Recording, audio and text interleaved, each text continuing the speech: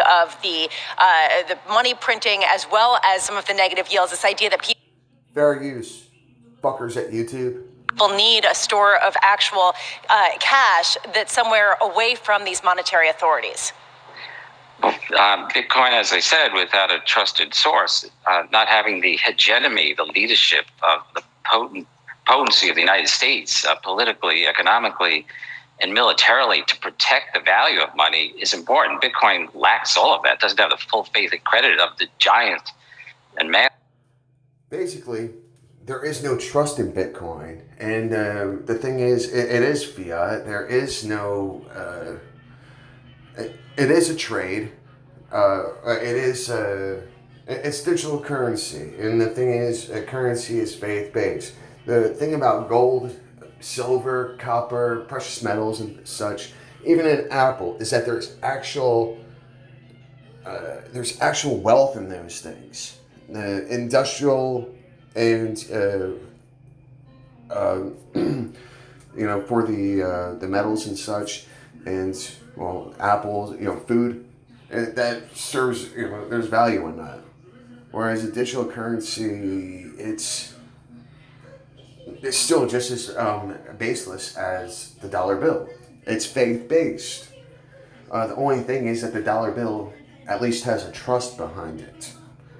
Whereas Bitcoin, there is no trust behind it.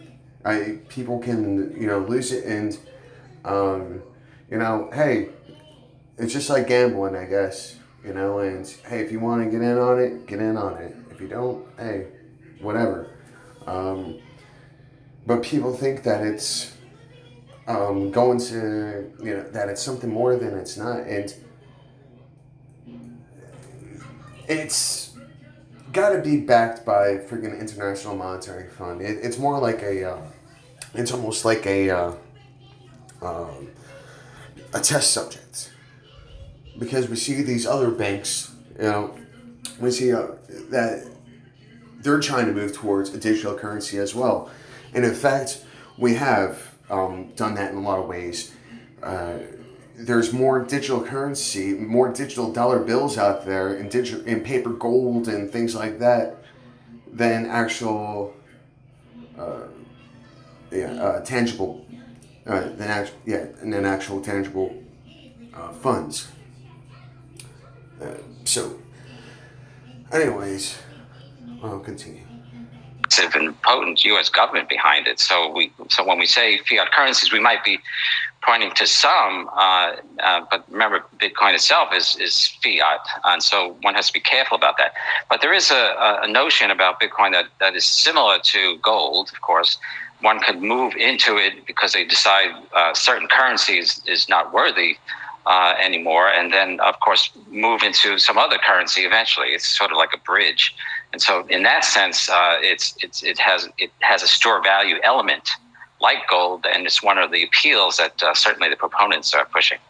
You've worked at the New York Fed. You have a lot of experience. Just in general, do you think that the Federal Reserve will push for some sort of digitization of the U.S. currency in order to avoid some of the frictions that's been discussed?